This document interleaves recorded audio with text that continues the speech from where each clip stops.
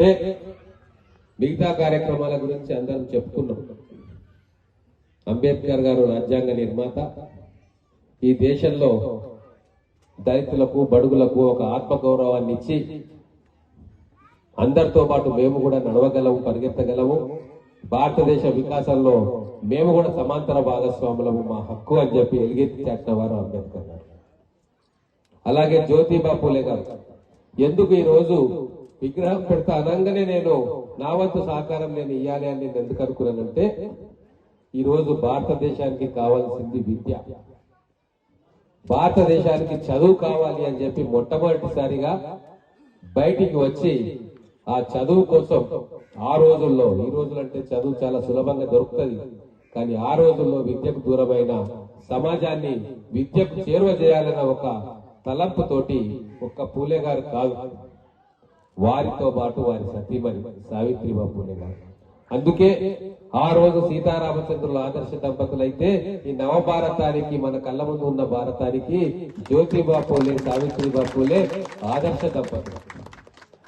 వారు బడుగు బలహీన వర్గాల పిల్లలకు చదువు చెప్పాలి, దాంతో పాటు ఆడపిల్ల చదువు నేర్చుకోవాలి, చదువు ఆడపిల్లలకు దూరంగా ఉండకూడదు, వాళ్ళు చదువుకుంటేనే సమాజం బాగుపడుతుంది అని మొదటిగా గుర్తించి ఆ రోజున్న బ్రిటిష్ పాలకులను కూడా ఒప్పించి ఆ చదువు కోసం స్వయంగా వాళ్ళే ట్యూషన్లు పాఠాలు చెప్పిన సందర్భం మనం గుర్తుకు తెచ్చుకోవాలి. ఈయన అమ్మలు అక్కలు ఉన్నారు, చాలా మంది పెద్దలు ఉన్నారు.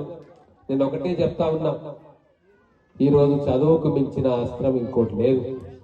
సమాజంలో బతకాలంటే మన పిల్లలు చదువుకోవాలి.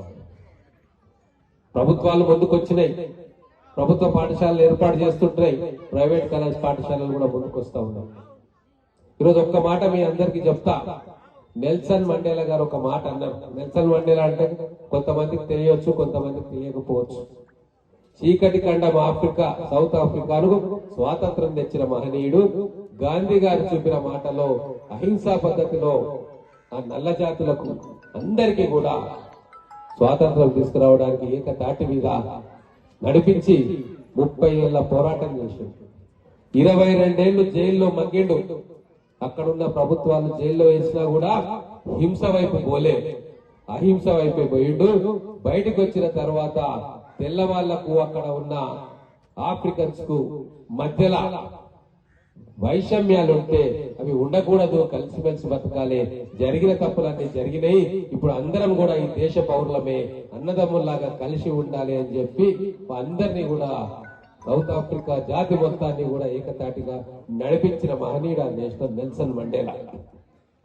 వారేమన్నారంటే, ప్రపంచాన్ని మార్చగలిగే ఆయుధం విద్యనే, కేవలం విద్య ద్వారా మాత్రమే ప్రపంచాన్ని మనం మార్చగలము, ఆ విద్య మన పిల్లలకు ఇవ్వాలి అని చెప్పి వారు చాలా సందర్భాల్లో చెప్పారు. అంబేద్కర్ గారు కూడా ఇదే చెప్పింది. రాజ్యాంగం ఇస్తున్న నేను ప్రపంచంలో ఎక్కడ లేని విధంగా అమెరికాలో గాని, బ్రిటన్ లో గాని, మిగతా దేశాల్లో ఆ దేశం ఆవిర్భవించిన తర్వాత, వాళ్ళు రాజ్యాంగం రాసుకున్న తర్వాత ఎన్నో సంవత్సరాల తర్వాత వాళ్ళకు ఓటు హక్కు వచ్చింది. కొన్ని 50 సంవత్సరాల తర్వాత, కొన్ని 100 సంవత్సరాల తర్వాత, కొన్ని 150 సంవత్సరాల తర్వాత అందరికీ ఓటు హక్కు కల్పించబడ్డది ఆ దేశంలో.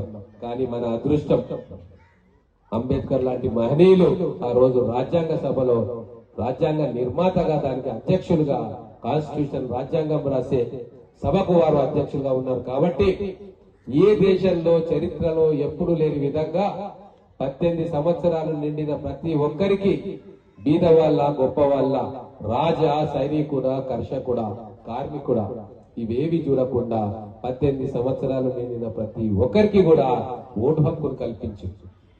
అది